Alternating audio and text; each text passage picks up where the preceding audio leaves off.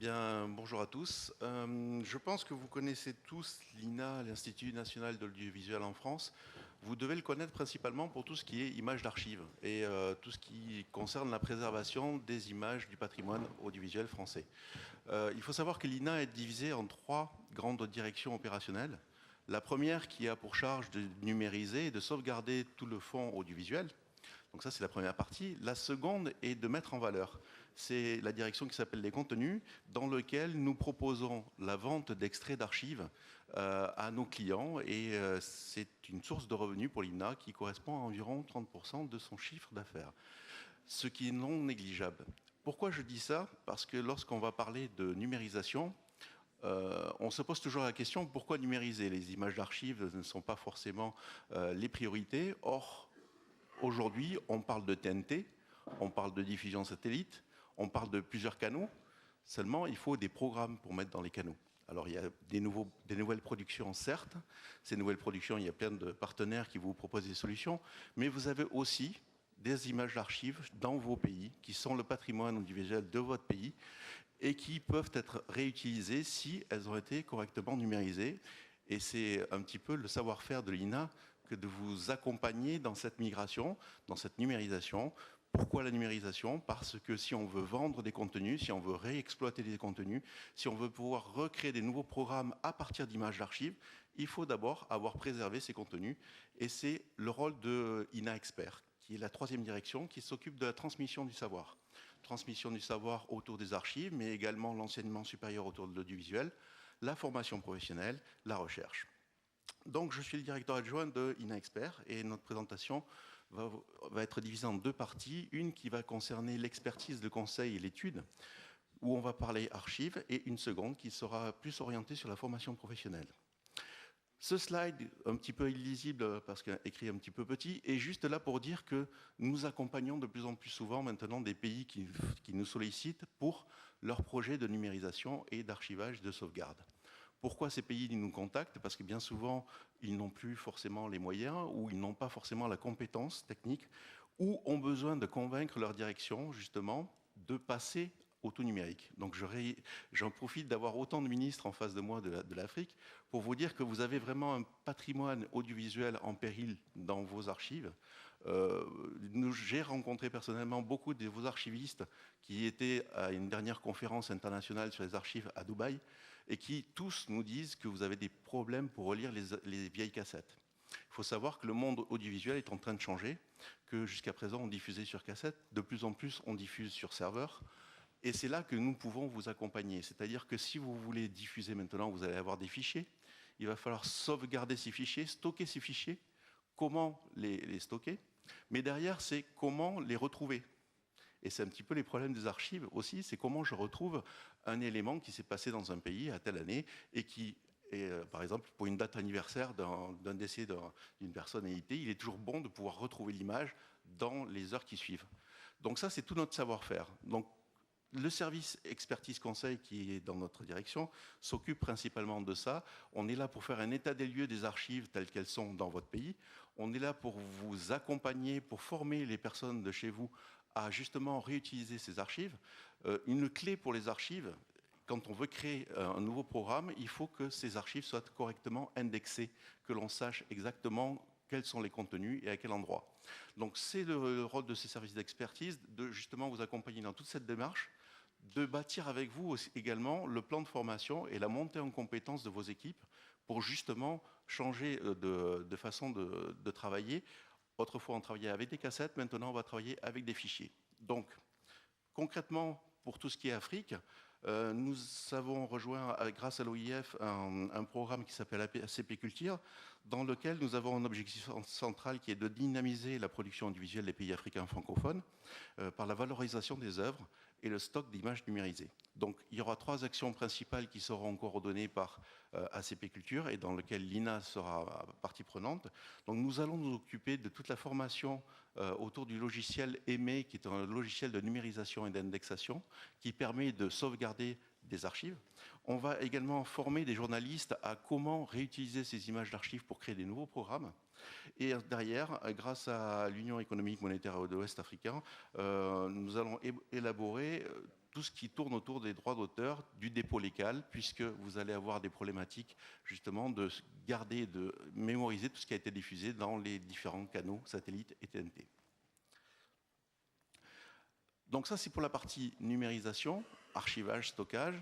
Derrière, l'INA, c'est également un centre de formation professionnelle qui offre tous les domaines de l'audiovisuel. Donc ça touche aussi bien la gestion de production, les stratégies, le web, les techniques audiovisuelles, les transmédias. Il faut savoir que vos chaînes de télévision tournent avec des techniciens qui ont été formés sur des technologies qui étaient présentes. Dans 5 ans, 10 ans, le monde de la télévision tel que l'on connaît en Afrique va changer. L'arrivée des chaînes de TNT est là. La diffusion va complètement être différente en mode fichier. De plus en plus, on va pouvoir parler de gestion de médias et plutôt que de cassettes. Tout cela entraîne des différences au niveau du management et également sur les nouveaux médias, l'ouverture sur le web, etc. Donc nous sommes là pour vous former vos équipes, aussi bien dans nos locaux de Brie, mais également chez vous, sur site. Et j'en profite pour avoir tous les fabricants également français. Nous pouvons être partenaires avec eux de ce développement d'outils, c'est-à-dire si un Thomson Broadcast ou d'autres ont des solutions à vendre en Afrique et vendent des systèmes, nous pouvons les accompagner justement pour mettre en place une formation pour vos techniciens. Derrière, je vais laisser la parole à Sylvie Kalinowski, qui est notre responsable de filière pour tout ce qui est transmission et qui va vous parler satellite et transmission terrestre. Mesdames et messieurs les ministres, bonjour. Au sein d'INA Expert, la filière de formation transmission-diffusion que j'ai le plaisir d'animer propose de nombreux stages sur la radio et la télévision numérique. Sur le thème de la TNT, une formation intitulée « Maîtriser les techniques de la TNT de deuxième génération » présente la chaîne de traitement du signal depuis l'élaboration des programmes en qualité SD, HD et bientôt Ultra HD jusqu'à leur diffusion. Il s'agit d'une formation très complète permettant de décrire les normes de compression MPEG-2, MPEG-4 et HEVC, ainsi que la norme de diffusion DVB-T2 en termes de caractéristiques techniques, de débit et de qualité associée. La seconde formation, Pratiquer la métrologie en diffusion numérique terrestre, DVB-T2, offre la possibilité aux stagiaires d'acquérir les principes ainsi que les méthodes de mesure pour qualifier les signaux MPEG-DVB.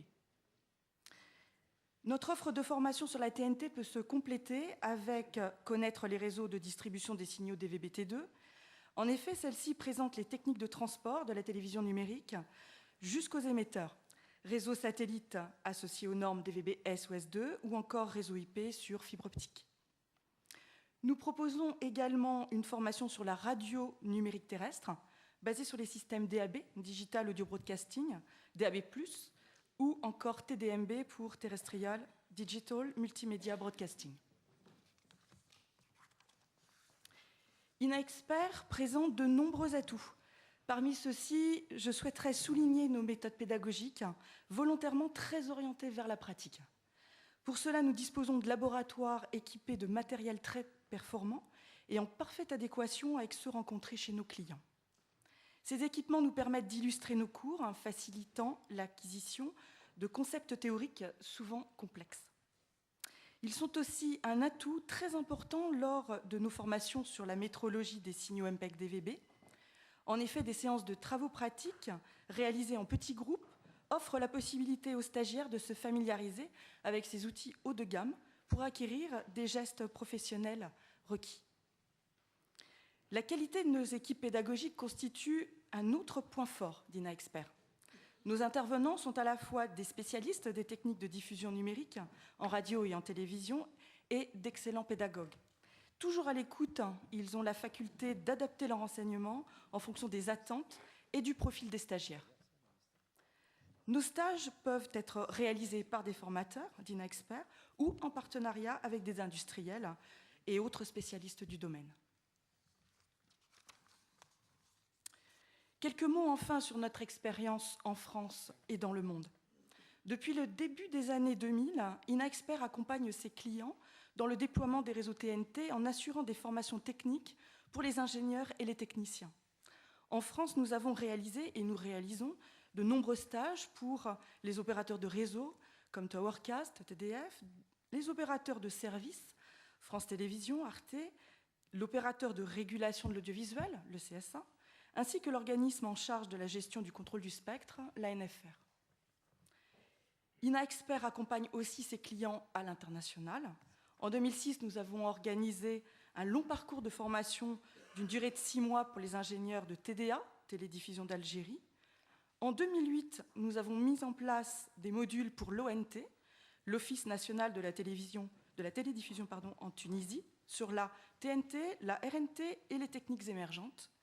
Et enfin, nous sommes intervenus régulièrement au Maroc pour la SNRT, la Société nationale de radiodiffusion et de télévision, ainsi que pour la chaîne 2M.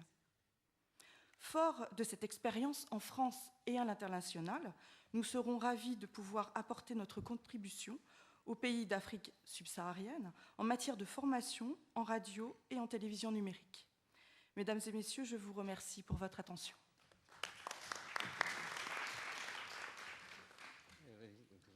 Bon, juste pour vous dire que nous restons à votre disposition si vous avez la moindre question, autant au niveau des archives, du stockage numérique, que des transmissions et de la formation.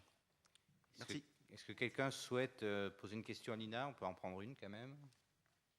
Allez-y, monsieur. Merci. Je voudrais remercier et féliciter. Je suis Kamaran Faousman, secrétaire permanent de la Commission nationale pour la transition numérique en Guinée. Je voudrais donc féliciter les intervenants de l'INA, que j'ai l'honneur de voir la toute première fois, après avoir essayé moult fois de vous rencontrer. La Guinée a un problème d'archivage, comme certainement beaucoup d'autres pays. Les œuvres audiovisuelles depuis avant l'indépendance et après l'indépendance jusqu'à nos jours ont été stockées sur des supports dont certains ne sont plus lisibles aujourd'hui. Alors, on a deux problèmes. Comment les lire pour pouvoir les transcrire sur de nouveaux supports et comment concevoir un système d'archivage pour le futur. Moi, je voudrais vous demander concrètement quel est le mode opératoire avec vous, comment on peut entrer en relation avec vous et comment ça peut se passer. Et bien entendu, vous savez très bien que les problèmes de ressources financières sont entiers. Alors, si vous voulez qu'on aille avec vous en matière de collaboration, de coopération, il faut que d'entrée de jeu, vous sachiez que vous devez vous-même vous mettre avec nous pour rechercher les ressources pour financer les activités. Je vous remercie. Oui, en effet. On est bien au courant des problèmes que vous avez, non seulement dans votre pays, mais dans toute la région. C'est vrai que toutes les cassettes qui ont été enregistrées sur des formats tels que le U-matic ou le 1 pouce sont difficiles à lire actuellement. Il est très difficile de retrouver les lecteurs. Et c'est vrai que sans un groupement de tous vos archivistes de toute la région pour sauvegarder ce patrimoine, une action ponctuelle dans un pays semble difficile à gérer.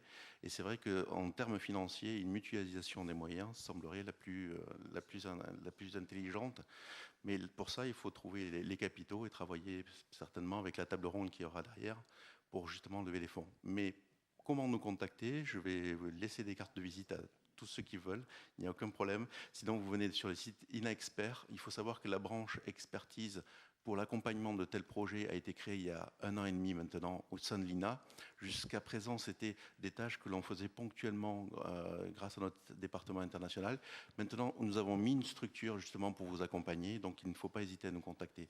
Je vous donnerai personnellement ma carte. Bien, merci. Oui. Une autre personne? Oui, il y a une... Ah d'accord, excusez-moi. Ok, merci au monsieur de l'INA. Je suis Christian de Souza, secrétaire permanent de la commission chargée du passage au numérique du Bénin. Nos archives audiovisuelles sont beaucoup plus vieilles en radio qu'en télévision. La formation ME, pour ceux qui n'ont bénéficié dans mon pays, se tourne plus vers la sauvegarde des archives télévisuelles.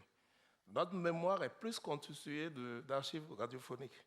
Est-ce qu'en la matière, il y a une formation ou quelque chose que nous pouvons trouver pour sauvegarder cela?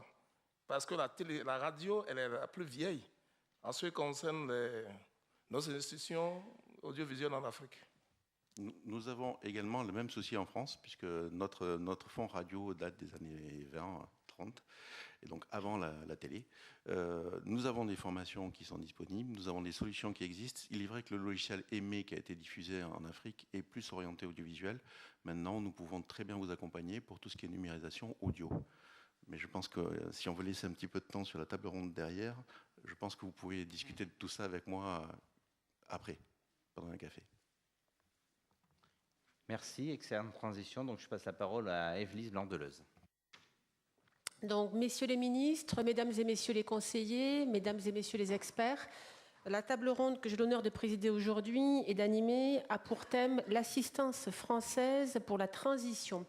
Pour répondre à vos nombreuses questions, je vais demander aux intervenants de faire relativement court dans leur présentation, puisque nous souhaitons que cette table ronde soit surtout et avant tout un lieu d'échange. Donc, n'hésitez pas, à la fin de leurs interventions, à poser vos questions.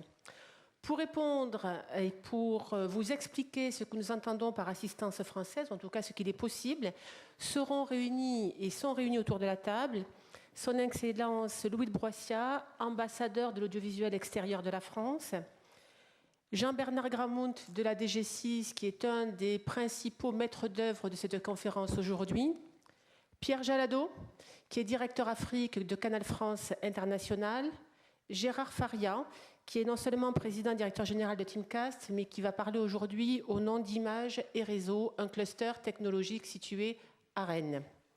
Et enfin, Laurent de Mercé de la DTEF et Alain Ries de l'AFD. Nous allons rentrer dans le vif du sujet. Et tout d'abord, je voudrais m'adresser à l'ambassadeur Louis de Broissia en lui posant la question suivante. Excellence, quelles sont la nature et quelles sont les principales orientations de la coopération française en matière de médias? Je pourrais répondre que tout a été dit, en particulier ce matin et dans les échanges que nous avons déjà eus hier, mais j'irai quand même un peu plus loin pour dire d'abord que la France présente deux originalités dans le monde. La première, c'est d'avoir un réseau d'attachés audiovisuels encore très présent, une quarantaine d'hommes et de femmes, présents en particulier sur le continent africain, qui sont des observateurs du monde audiovisuel, et en particulier de la transition numérique. J'ajouterai aussi qu'il y a peu d'ambassadeurs chargés de l'audiovisuel extérieur dans les autres nations du monde. Nous n'avons aucune prétention française. Et je me suis permis de vous mettre deux cartes. La carte qui a servi, l'UIT la connaît bien, c'est le passage en deux temps, tel que l'UIT l'avait imaginé, des nations du monde. Vous voyez la partie rouge dans laquelle la France est rentrée pratiquement au dernier moment, fin 2011, alors que nous avions comme impératif 2012, et nous avons mis 5, 6, 7 ans pour y arriver.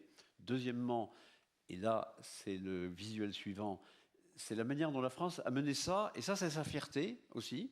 Donc la première partie s'est passée non sans difficulté, et hier dans les restitutions qu'on a pu faire, on vous a dit les chemins, ce qu'il fallait éviter de faire, ou ce que vous pouviez faire, le choix des normes, l'accompagnement qu'il fallait faire, ce qu'il ne faut pas oublier de faire, ce qu'on avait oublié de faire.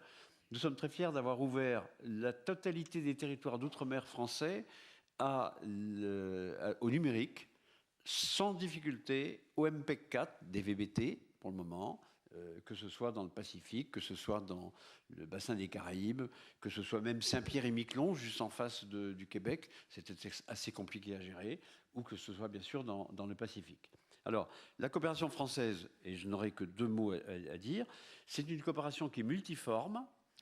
D'abord, nous considérons que nous pouvons apporter, à la demande des autorités nationales, sous-régionales et l'Union africaine, puisque j'ai eu le bonheur d'aller à Addis Abeba rencontrer aussi l'Union africaine et Madame le commissaire, ainsi que mon voisin ici. Donc c'est un conseil politique tout à fait désintéressé pour dire voilà la manière dont nous envisageons cela. On parle beaucoup de souveraineté. Pour nous, Français, le passage à la TNT, c'est une souveraineté exercée pour toutes les populations françaises. C'est échapper au diktat simplement des satellites que c'est pas l'invasion, le robinet qui est au-dessus de vous, c'est une création nationale. C'est la coopération régionale qui nous intéresse, comme nous le faisons déjà avec nos partenaires européens, et c'est l'économie et les territoires, puisque ça doit participer du développement des territoires.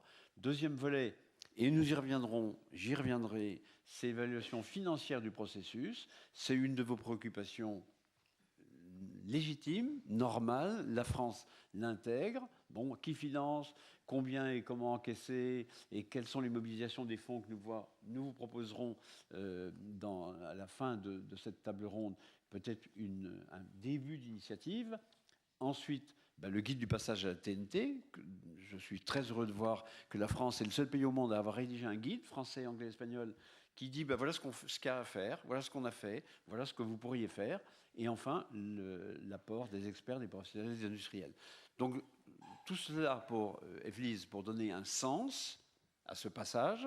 Ce sens, c'est l'élargissement d'une offre audiovisuelle. C'est une nouvelle offre audiovisuelle, renouvelée, nationale, sous-régionale, continentale, et c'est une société numérique pour tous. Ce sera la fin de nos débats de ce matin. Merci beaucoup, Monsieur l'ambassadeur. Vous m'apportez la transition toute trouvée pour parler du guide pratique du passage de la télévision tout numérique, et pour nous en parler, nous le présenter et expliquer comment il peut intervenir en termes de coopération. Je laisse la parole à Jean-Bernard. Merci Evelyse. Dans la mesure où vous avez tous le guide dans le dossier, je ne vais pas le détailler, évidemment, ça prendrait trop de temps. Donc je tiens à signaler qu'il a été réalisé avec l'ensemble des acteurs français, des agences de coopération, la NFR, CSA, ARCEP pour certaines parties, DGMIC, etc., etc., que Evelyse est la co-autrice de ce guide, qui regroupe l'ensemble des données et des items nécessaires pour réussir la transition numérique, et qu'en fait, la partie la plus importante, c'est la partie politique et stratégique, parce que nous considérons que c'est d'abord et avant tout un enjeu de souveraineté nationale. Il ne faut pas laisser votre paysage audiovisuel, alors ça c'est un message personnel, aux mains de groupes style StarTime, qui ne font pas de la télévision numérique pour tous, ils font de la télévision numérique pour eux et payante. Voilà, donc si vous êtes sur la stratégie développement économique, développement culturel, développement social du pays, télévision numérique pour tous, le guide est fait pour vous et vous pouvez l'adapter, le couper, vous pouvez nous demander le Word, vous pouvez faire ce que vous voulez, il n'y a pas de copyright. Et nous envisageons une deuxième édition peut-être au début de l'année prochaine en tenant compte de vos remarques, de vos contributions. N'hésitez pas à nous envoyer des mails en disant il y a ce point-là, il n'est pas développé, on voudrait qu'on le développe.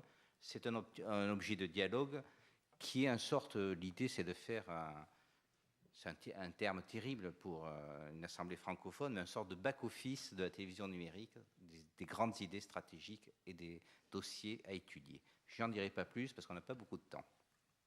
Simplement, peut-être pour compléter Jean-Bernard, est-ce que l'on peut considérer ce guide comme un vade-mecum et surtout comme la liste des questions qui se sont posées en France ou ailleurs au moment de la transition vers le numérique, et surtout les différentes questions qui sont posées, les différents types de réponses qui peuvent être apportées avec leurs conséquences, sachant que chaque choix est bien sûr un renoncement.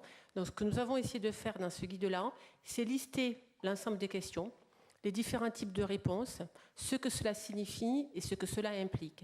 Donc il y a des choix multiples et variés, à vous, en fonction de la situation particulière dans chacun de vos pays respectifs, de faire les choix que vous souhaitez être les bons.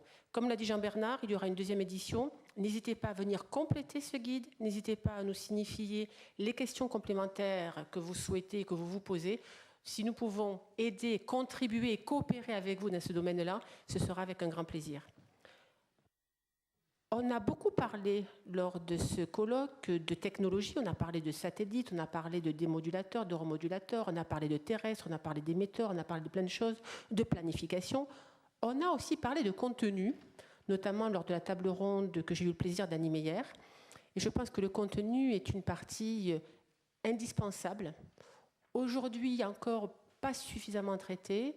Et c'est une partie dans laquelle la France, à travers CFI, Canal France International, qui est l'outil de coopération du ministère des Affaires étrangères, peut contribuer et peut vous aider. Pour nous en parler, Pierre Jalardo, je le disais, qui est le directeur Afrique de CFI, je voudrais proposer une première question à Pierre. CFI a été pendant longtemps diffuseur en Afrique. Est-ce que, Pierre, tu pourrais nous proposer et nous présenter aujourd'hui plus précisément le métier de CFI et votre positionnement? Oui, on a longtemps été diffuseur en Afrique et puis on s'est rendu compte que c'était un petit peu concurrent avec ce que pouvaient faire d'autres opérateurs ou français en la matière. Donc aujourd'hui, nous sommes avant tout un distributeur de programmes et une agence de coopération dans le domaine du transfert d'expertise. Donc pour la partie programme, c'est évidemment central quand on parle de TNT, puisqu'on parle demain davantage de programmes et de meilleure qualité.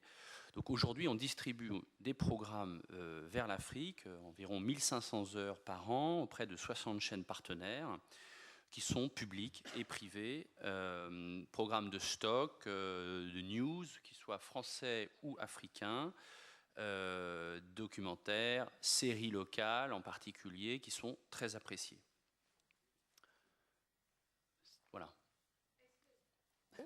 Est-ce que dans la distribution des programmes, est-ce que tu pourrais être plus précis? Parce qu'en quoi cette distribution de programmes rentre dans une logique de coopération? Alors effectivement, pour la partie française, il y a tout un aspect un aspect linguistique, hein, qui est la promotion du français à travers notamment l'animation pour les enfants, et puis de permettre aux chaînes africaines de participer au débat d'idées sur des questions liées au développement durable, égalité hommes-femmes, santé, éducation également. Bon, évidemment, pour distribuer, il faut aussi acheter des droits, et CFI, comme je vous l'ai dit, comme distribue des droits, les achète. Donc on achète des documentaires, des séries africaines. Donc on participe de cette façon à l'émergence d'un tissu de producteurs privés en Afrique. Et puis la distribution de programmes, ça alimente des grilles de programmes, et en ça renforce les grilles. Et donc c'est un potentiel pour les chaînes africaines de générer davantage de ressources à partir de ces programmes. Donc c'est très important en vue de monétiser ces grilles. Je reste toujours sur la partie programme. Hier après-midi, lors de la table ronde, on a parlé des velléités, de la volonté manifeste de développer la production de programmes locaux au niveau des pays ou bien alors sous-régionaux. En quoi CFI peut-il aider les différents pays ou les différents producteurs locaux en termes notamment de transfert de compétences, par exemple? Oui, effectivement, on a parlé hier de faire plus de programmes demain et de meilleure qualité. Donc faire plus de programmes, c'est d'abord du ressort des chaînes, leur capacité à investir dans les programmes. Donc ça, on organise, mais je l'ai déjà évoqué, des ateliers pour les aider à davantage monétiser leur grille de programme, à optimiser leur grille de programme. Et ça, c'est fondamental dans le cadre de la viabilité économique des médias. Et puis, plus de qualité de programme, c'est de la formation. Et évidemment, là, on touche au cœur de métier de CFI, qui est d'accompagner nos partenaires en Afrique pour une meilleure qualité de programme à travers des formations au programme de flux. En ce moment, on organise des formations à Abidjan sur de l'infotainment. On organise aussi en ce moment à la KBC au Kenya. C'est auprès de producteurs indépendants des programmes de stock avec des programmes long terme d'augmentation de la qualité des séries africaines. Et puis enfin avec du news, la formation de JRI. Qui dit formation, là, Pierre vous a parlé des problématiques de formation contenue quant au programme. À côté de lui, Gérard Faria, qui a peut-être des choses à proposer concernant la formation technique. Oui, alors, formation technique. Alors déjà, je suis Gérard Faria et je suis ici à titre bénévole le représentant du pôle de compétitivité Images et Réseaux. Alors, Images et Réseaux, c'est un pôle qui regroupe des grands groupes industriels, qui regroupe des PME technologiques, qui regroupe des académiques, des universitaires, et qui est situé en Bretagne, dans l'ouest de la France. Alors, vous allez me dire, mais pourquoi l'ouest de la France ? Eh bien parce que c'est le résultat en fait de 40 ans de politique d'aménagement du territoire de l'État français qui fait qu'il y a un foyer de spécialistes dans le domaine des télécoms et dans le domaine de la télédiffusion numérique qui s'est constitué au fil des années, et le pôle Images et Réseaux regroupe l'ensemble de ces spécialistes qui sont intervenus très en amont dans ce processus de numérisation, de passage au tout numérique, puisque l'essentiel des participants de Images et Réseaux ont une active contribution aux organismes de normalisation et sont intervenus à la fois côté ISO pour normaliser le MPEG, le MPEG 2, le MPEG 4, aujourd'hui le HEVC, sont intervenus au niveau de DVB pour normaliser les normes, créer les spécifications techniques et les normes de diffusion par satellite, de diffusion terrestre, T1, T2, et de diffusion par câble, pour les systèmes câblés. Un pôle mixte, à la fois des spécialistes dans le domaine des télécoms numériques et dans la télédiffusion numérique. Et finalement, si je suis là pour parler de cette offre de formation technique, c'est simplement pour vous dire que ce pôle Images et Réseaux a dans sa feuille de marche également d'assurer le service, non pas après-vente, mais le service après standardisation. Et donc, on est là, et on a déjà fait un certain nombre d'opérations avec Jean Bernard et la cellule des GCIS en charge du tout numérique et de son rayonnement en dehors de la France. Nous avons fait un certain nombre de missions de formation ou d'information sur les éléments techniques qu'il se cache derrière ces normes T1, T2, S1, S2, LTE, tous ces mots magiques, en fait. On a participé à la constitution de ces spécifications techniques, de ces normes internationales, et on est là pour en donner les sous-titres. Et le gros intérêt de Images et Réseaux, c'est qu'on regroupe un ensemble de spécialistes, non seulement des grandes sociétés, Orange, Technicolor, Thomson, Alcatel-Lucent, mais aussi des PME. D'ailleurs, pratiquement l'ensemble des intervenants techniques sont membres du pôle Images et Réseaux. C'est une association à but non lucratif. Et on est là pour vous apporter un support, une aide, une information dont vous pourriez avoir besoin pour bâtir votre raisonnement, pour bâtir votre stratégie de passage au tout numérique.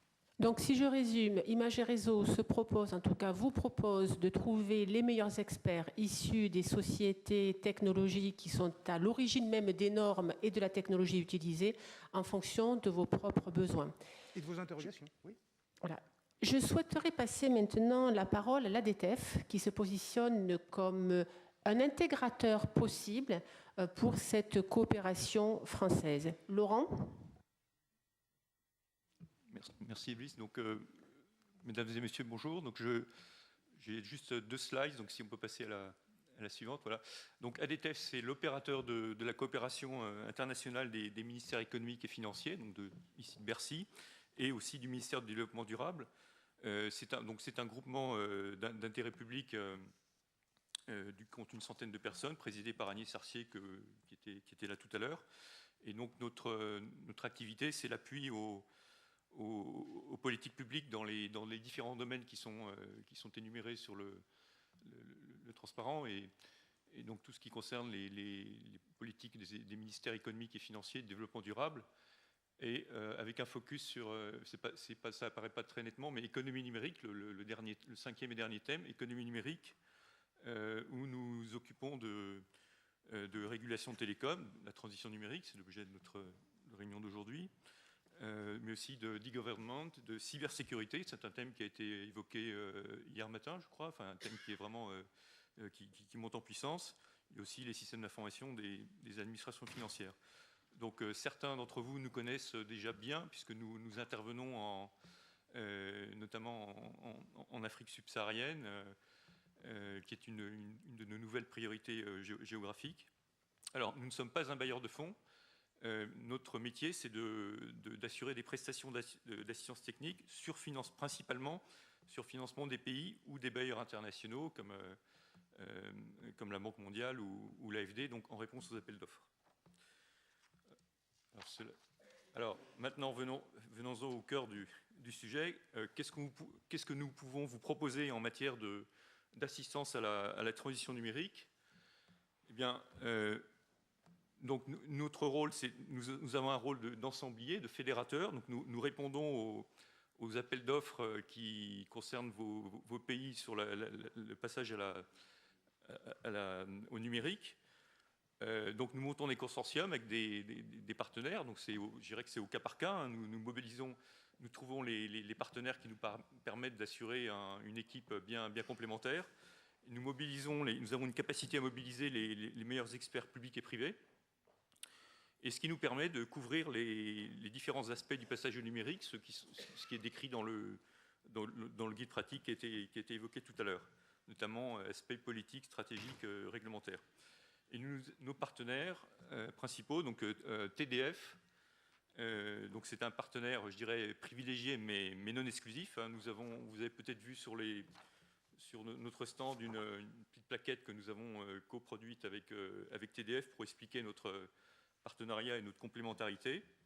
Mais nous travaillons aussi avec donc les ministères, et notamment la DG6 et les instances publiques comme l'Agence des fréquences et l'INA, qui sont susceptibles d'apporter leur expertise. CFI, bien sûr, pour les contenus, les entreprises spécialisées de conseil notamment, les organismes de recherche et de formation.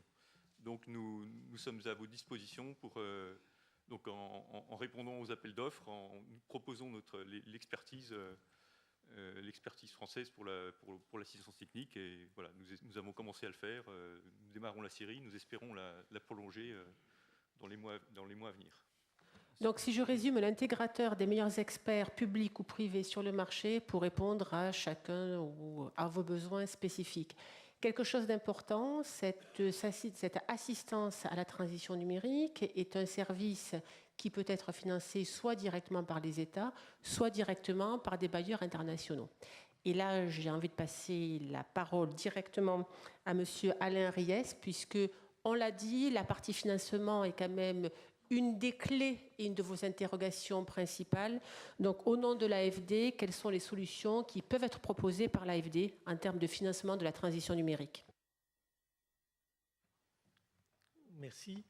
Je pense qu'il y a une slide qui doit être présentée. Juste pour vous dire rapidement ce qu'est l'AFD.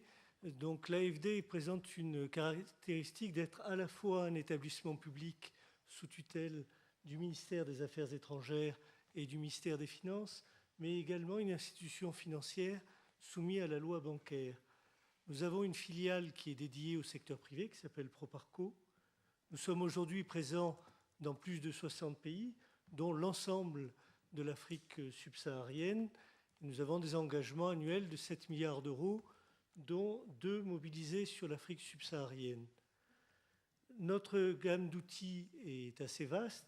C'est-à-dire que nous pouvons à la fois intervenir par des prêts concessionnels ou aux conditions du marché.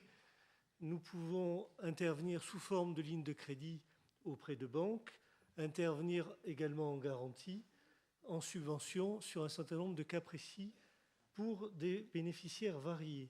État, sociétés publiques, collectivités territoriales, banques privées, structures de projets.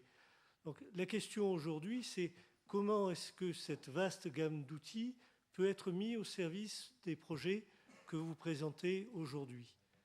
Alors, si je regarde aujourd'hui quels sont les points qu'un banquier retient principaux des débats, le premier point, c'est que pour avoir un financement, il faut avoir un maître d'ouvrage, il faut avoir un client.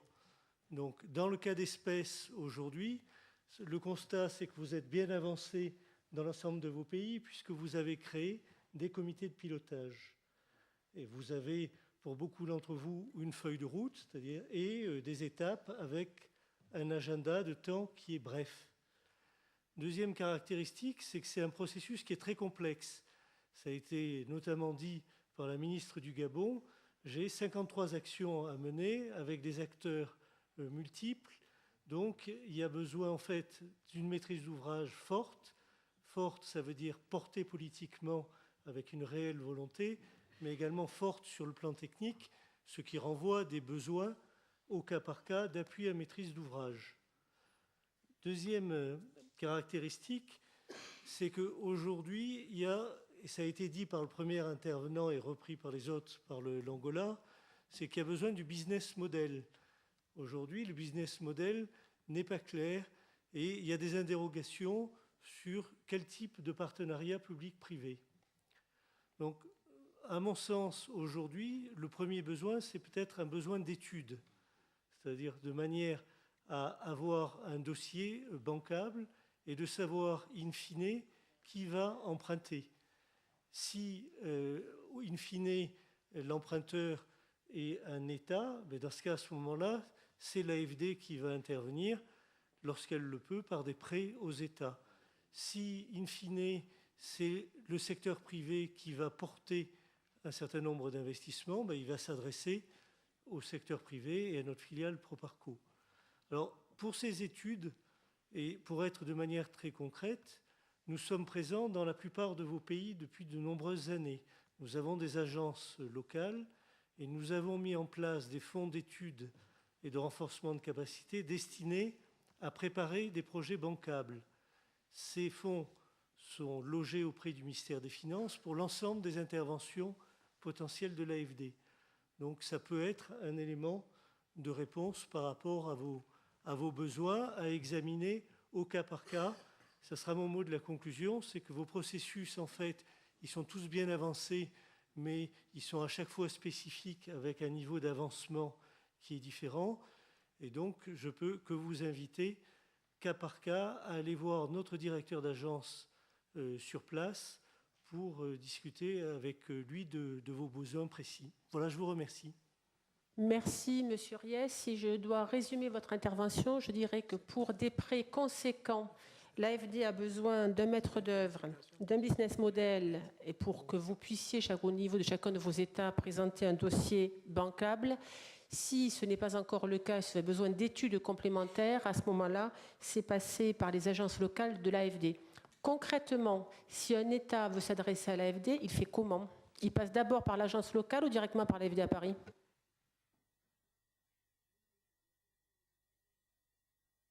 Nous avons actuellement, dans de nombreux pays, un fonds d'études et de préparation de projets. Ce fonds d'études est logé en général auprès du ministère des Finances, voire dans certains cas du ministère du Plan. Pourquoi?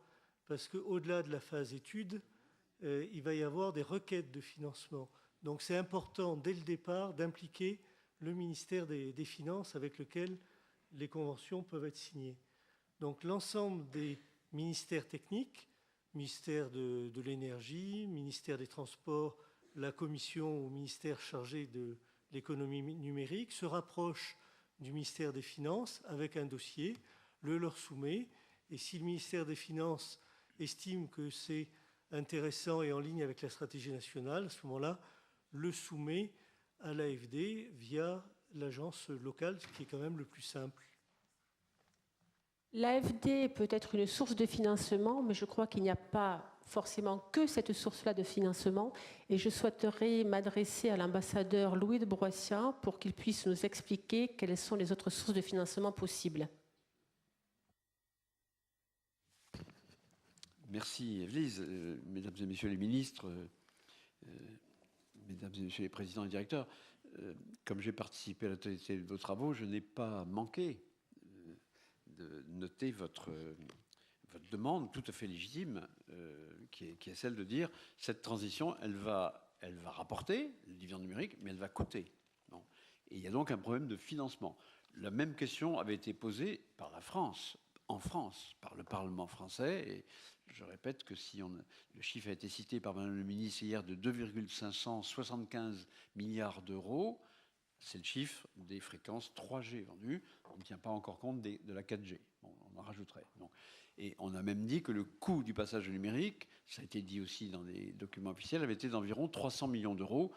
Pour l'État, la première somme est encaissée par l'État, 2,6 milliards d'euros. La deuxième somme, les 300 millions d'euros, ont été payés en large partie par les chaînes. On les a appelées les historiques, celles qui étaient diffusées en analogique. Bon, elles ont payé. TF1 a payé, France Télévisions a payé, Arte a payé, etc., etc. M6 a payé, tous ceux qui étaient là. Bon. Donc pour l'État français, l'État français a pu le financer. Pour les pays africains demandent légitimement que soit fait droit à l'accompagnement qui sera fait par la France, par l'Europe, de cette transition numérique, comme le font d'autres nations qui présentent des solutions que j'appellerais des solutions intégrées.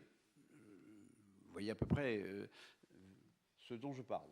Donc, je pense qu'il est important.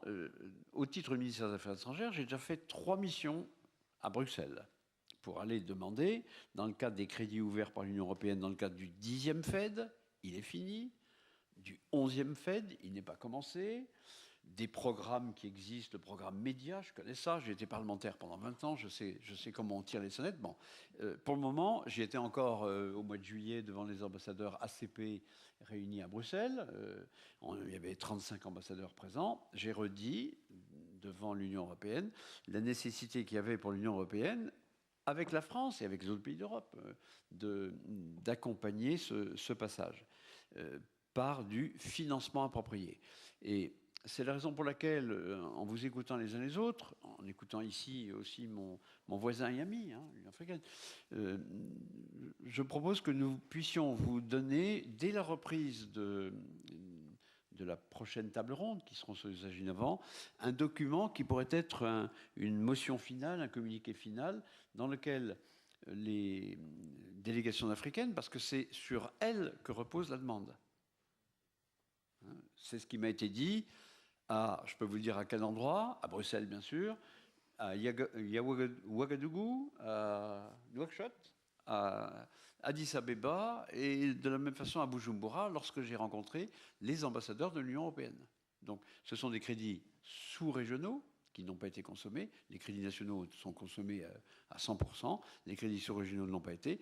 Et je pense dans ce cadre, l'Europe qui est intéressée à cette transition qui est une transition qui intéresse la totalité du pays du monde, doit être impliquée dans un financement innovant sur ce passage à l'économie numérique. Nous avons imaginé qu'une motion que vous pourriez, mais c'est une proposition que je fais, j'ai dit que je faisais de l'accompagnement politique, c'est du partenariat qui est naturellement dans ma mission, que nous proposerions un document commun que vous pourriez adresser au gouvernement français pour lui demander d'intervenir en Europe pour que des crédits fléchés spécifiques sur la transition numérique puissent être individualisés dans un délai rapide, vous permettant d'adopter votre stratégie nationale, exerçant votre souveraineté nationale, avec le choix que vous ferez des équipementiers que vous voudrez, des experts que vous voudrez, dans un cadre qui est celui dont nous avons débattu depuis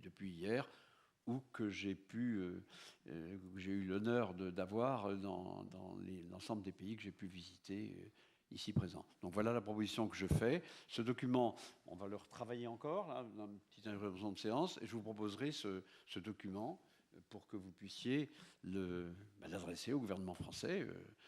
Nous serons nombreux à le faire, je le ferai pour ma part, et d'autres membres représentants d'autres ministères le feront. Voilà. Merci, Monsieur l'ambassadeur. Donc, source de financement, l'AFD possible. Autre source de financement auprès de la Commission européenne, à condition que ces demandes émanent directement de vos propres États. Et une proposition de motion qui vous sera proposée à la fin de cette réunion. Maintenant, place aux questions-réponses. Je suppose qu'elles sont peut-être nombreuses. La parole est à vous. Monsieur Malik Ndiaye, représentant du Sénégal. Merci beaucoup, Madame. Je voudrais soutenir fortement la proposition de son Excellence Louis de Grossia sur cette requête qu'il faut adresser à la Commission européenne. C'est extrêmement important qu'on remonte un tout petit peu ses préoccupations à ce niveau-là, puisqu'il y a des enjeux au niveau, pas seulement technique, mais au niveau culturel. Et c'est extrêmement important. Et la semaine prochaine, le ministre des Télécommunications du Sénégal va se rendre en Belgique pour rencontrer justement les commissaires européens. Et si cette motion est retenue et signée, nous nous engageons à la soutenir lors des discussions que nous allons avoir le 18 avec les commissaires de l'Union européenne en ce qui concerne le Sénégal dans le domaine des TIC. Alors, ma deuxième intervention concerne le guide pour le passage au numérique qui a été élaboré par la France. Je voudrais ici solennellement présenter mes félicitations. Franchement, pour ce guide qui est un excellent guide et qui retrace l'ensemble des points importants pour le passage au numérique, en tout cas pour les pays africains francophones. Et les points clés qui ont été soulevés là-dessus ont permis à certains moments de prendre des décisions et de faciliter justement la compréhension des acteurs politiques de certaines préoccupations, au-delà des aspects techniques qui sont, à mon avis, les plus simples. Et je voudrais qu'on insiste davantage sur le mode organisationnel de la mise en œuvre du projet. Parce que dans la plupart de nos pays, le processus de formulation a été très bien mené.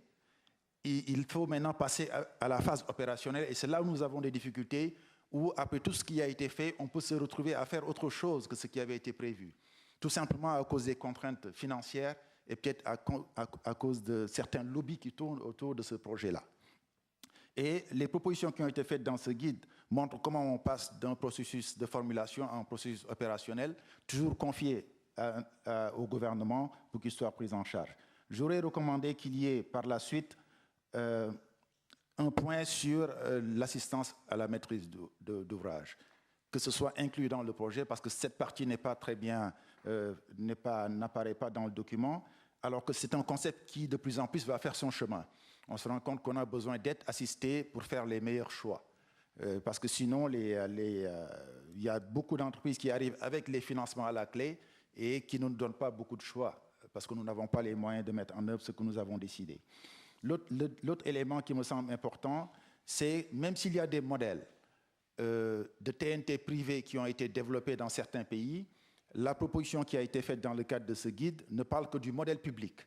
Il est important de relever qu'il y a des modèles privés et peut-être de souligner les difficultés qu'il y a dans ces modèles privés qui ne correspondent peut-être parfois pas au modèle de service public audiovisuel. Mais il est important de ne pas l'occulter dans le document et qu'il faut qu'on en parle. Et il est important également qu'on retrace un peu les difficultés que les modèles actuels ont. Parce que dans certains États, on est passé d'un modèle public pur à éclater l'opérateur public et à consacrer sa partie technique comme un opérateur technique. Alors que dans la TNT, l'opérateur technique doit aussi régler d'autres questions telles que l'assistance parfois aux usagers et toutes ces questions d'exploitation technique et de services après-vente qu'un opérateur public pur ne peut pas gérer.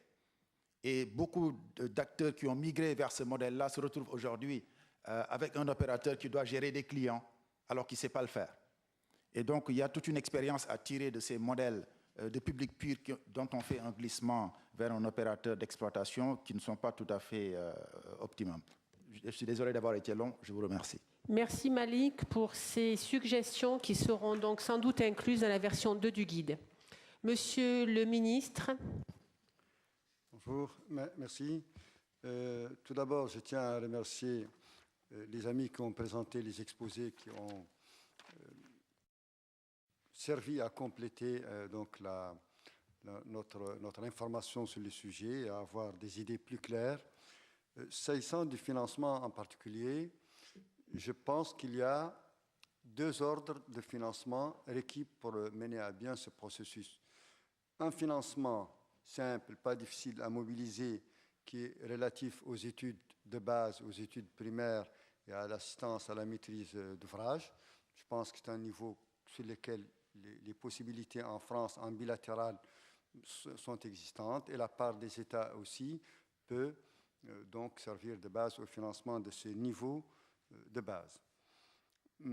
Ces études fourniront donc des informations complémentaires et notamment, une fois que le schéma, que la configuration technique est claire, sur les niveaux de financement pour le processus lui-même, le cœur du processus, c'est-à-dire donc la transition vers la TNT, qui a un financement consistant et pour lequel il faut lever des fonds autrement plus importants. Cela découlera donc de ces études.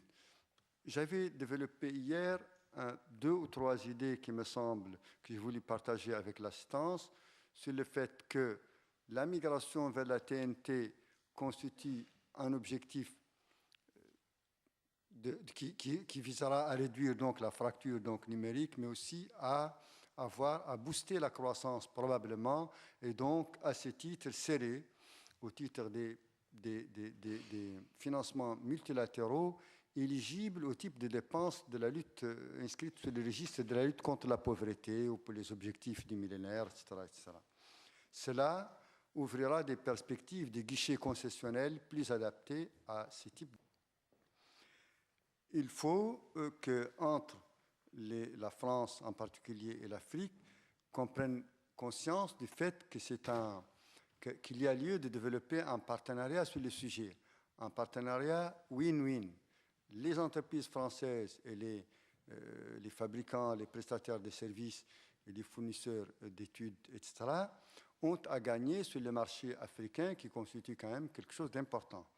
Mais les Africains aussi ont à gagner une expertise technique avérée de haut niveau et des possibilités d'appui au montage, à la mobilisation des financements. Donc c'est un partenariat gagnant-gagnant. Il faut en prendre connaissance pour qu'ensemble nous travaillions conjointement là-dessus.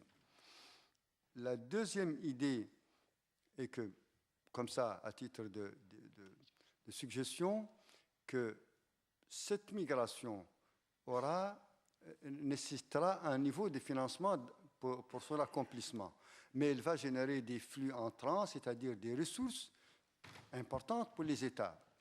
Et qu'un bon montage financier consisterait à adosser les prêts à moyen et long terme qu'on va contracter pour faire ce passage, à les adosser sur des sûretés importantes qui sont l'apport des licences qui sera autrement plus important et les dividendes numériques.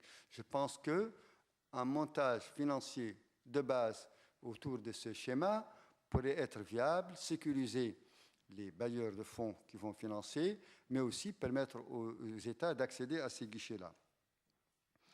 Et enfin, je pense que les choix nous sommes dans une phase cruciale, parce qu'une fois parachevées les études, etc., des choix technologiques et des choix de fournisseurs seront faits. Nous sommes à un moment où il faut aller vite, où il faut prendre les mesures idoines pour avoir une idée du montage financier, parce qu'on ne peut pas laisser, ce serait faire preuve d'un manque de concertation, on ne peut pas laisser les États africains agir en solo. Chacun, en fait, il n'y a pas de choix. Quand il n'y a pas de choix, on se rabat sur ce qui est offert, sur les gens qui sont prêts à financer la totalité du projet. Il faut que les choix soient réels. Merci beaucoup. Merci, Monsieur le Ministre. D'autres questions dans la salle ou d'autres interventions? Monsieur? Oui, Monsieur Kaba du Cameroun. Je vous remercie, Madame. On a bien suivi à travers les interventions, surtout au niveau des infrastructures. La qualité des interventions a montré que la question des grosses infrastructures de base a été prise en compte. Mais de mon point de vue, je n'ai pas observé que l'infrastructure qui va permettre aux populations de recevoir de manière véritable le produit de la nouvelle télévision, c'est-à-dire les décodeurs, a été prise en compte. Bon, il y a un intervenant qui a parlé du coût, qui est d'ailleurs ici en France est proposé à pas moins de 30 € le décodeur. Or, c'est l'élément fondamental pour pouvoir démocratiser la nouvelle offre de télévision. Il est donc ici, avec un marché de près de 200 millions de foyers que nous observons, de faire un transfert de technologies pour qu'au moins le montage de ces décodeurs puisse se faire dans les pays africains pour faciliter un accès. Et ça va être une occasion, à travers le décodeur, pas seulement de transporter de la télévision qui sera pure, mais envoyer aussi l'Internet dans les foyers. Parce que nous observons que malgré les progrès technologiques qu'on observe, on a toujours cette fracture de l'Internet, on a des terminaux qui sont mobiles, mais aujourd'hui, avec la télévision numérique, on aura l'Internet dans les foyers et avec une meilleure offre de télévision. Donc je pense que ceux qui sont fournisseurs des équipements, c'est une problématique à laquelle pourraient aussi y penser pour que cette prise en compte se fasse. D'ailleurs, on a encore le temps, peut-être qu'il y a une année, pour pouvoir faire des projets pilotes pour observer dans certains pays pour la mise en place de ces décodeurs. Je vous remercie. Merci, monsieur. Est-ce qu'il y a d'autres interventions ou d'autres questions? Non. Alors, dans un tel cas, je laisse désormais la parole à Christophe Ravier, directeur adjoint de la DG6. Merci. Donc, messieurs les ministres, mesdames, messieurs, je vais donc dire quelques mots au nom du ministère du redressement productif pour conclure cette séquence très riche consacrée à la télévision numérique. Séquence qui s'est terminée sur une note élevée avec la proposition que vous a faite l'ambassadeur Louis de Brassia. Alors au-delà, je crois que les diverses interventions ont permis de bien illustrer la richesse et la qualité de l'offre française en matière de télévision numérique. Cette qualité se traduit par les nombreux contrats remportés par les industriels français dans le domaine du déploiement du DVB-T2, par exemple en Russie, où ils sont au cœur du réseau le plus important au monde. M'adressant plus spécifiquement aux délégations, je voudrais réaffirmer la disponibilité des acteurs publics et privés français pour travailler avec vos services, que ce soit pour l'assistance technique et réglementaire ou pour la mise en œuvre opérationnelle des réseaux. Alors, l'un des principaux apports de l'arrêt de la télévision analogique, vous le savez tous, c'est la possibilité de dégager un dividende numérique, c'est-à-dire la possibilité d'utiliser les fréquences libérées pour de nouveaux usages.